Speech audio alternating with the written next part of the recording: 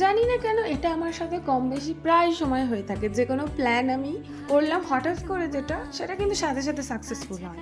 আর যেটা আমরা ঠিক ১ সপ্তাহ আগে থাকতে প্ল্যান করে রেখে দেবো, সেই প্ল্যানটা আমাদের জীবনে সাকসেসফুল হয় না।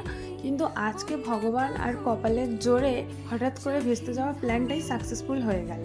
এবার কেন ভেস্তে যাচ্ছিল তার হচ্ছে কারণ আমরা কলেজের বন্ধুরা মিলে ঘুরতে যাব, মানে মিলন মেলায় যাবো বলে ঠিক করে রাখি বারুইপুরে।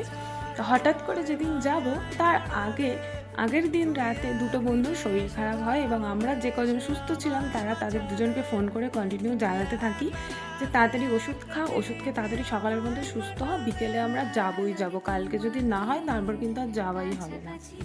তো তারপর তারা একটু অসুস্থ ছিল, তবে আমাদের সাথে দেখা হয়ে দাঁত বার করতে করতে গল্প করতে করতে তাদের অসুস্থতার কথা তারা নিজেরাই ভুলে গিয়েছিল।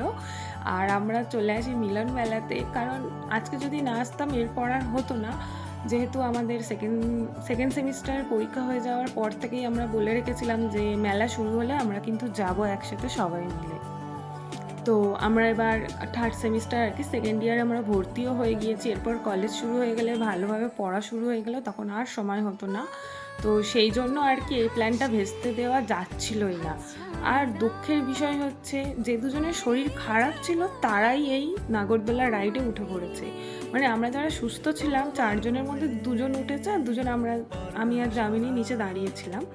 তো আমি ভেবেছিলাম নাগরদোলা মানে চড়ে নিচে এসে ওদের আর দম থাকবে না। তো তারপরে দেখলাম যে না, ওখান থেকে 4 জনের মধ্যে 1 জন বললো আমার খুব শরীর খারাপ লাগছে, আমি আর কোনো কিছুতে উঠবো না। আর বাকি এই 3 জনের এতটাই সাহস যে এই টোরা রাইডেও উঠে পড়ে। তো সত্যি কথা বলতে রাইডে উঠে যতটা মজা হয়, মজা হওয়ার থেকে একটু কষ্টও হয় ঠিকই, তবে এই নিচে দাঁড়িয়ে দাঁড়িয়ে ওদের চেঁচানো আর ওদের এই যে দেখতে, এগুলো আরও বেশি মজা লাগে। তো এভাবেই আমরা মিলন মেলায় চলে যাই আর দিনটাও শেষ করে ফেলি। টাটা।